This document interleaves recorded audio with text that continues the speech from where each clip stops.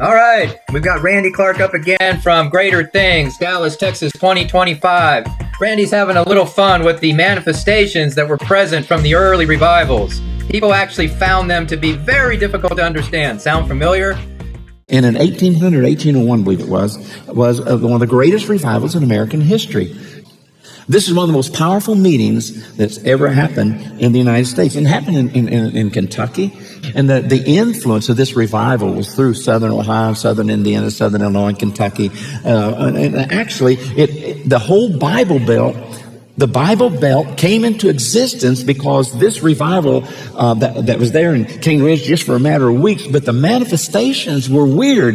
They had, some people say barking, and others say, no, they weren't barking. They were leaning up against a tree trying to catch their breath, and it sounded like they were barking. It was interpreted as barking, but there was laughing, there was crying, there was shaking. And there weren't any Pentecostals yet. The Pentecostals of that day were the Methodists.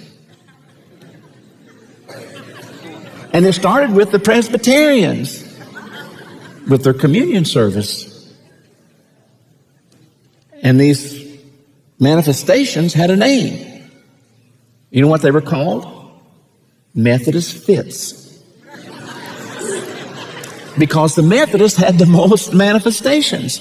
I remember hearing a professor at Regent University came, and we did a conference in '94 after Toronto had happened in the spring of '94. And anyway, he's one of the greatest historians of Pentecostalism, and he said this. Literally, he's read this stuff when they called them holy jerks.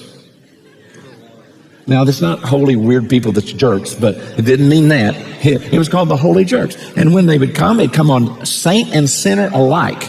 And I really realized, because when I was studying this, sometimes first time I ever visited a Pentecostal church, or one of the times, I saw people get up and run around the church. I thought, boy, that's weird. We didn't do that in the Baptist church. Or they get up and do a little dance. I've never seen that before either. But anyway, that running around the church came out of Cane Ridge. You say, how do I know that? Because they discovered when the holy jerks came on somebody, they could be very scary, and you could run to get away.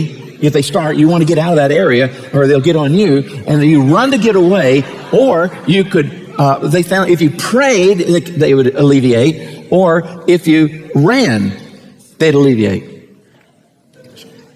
That's the story. Now you know the rest of the story, where the running came from. Just to get away from God.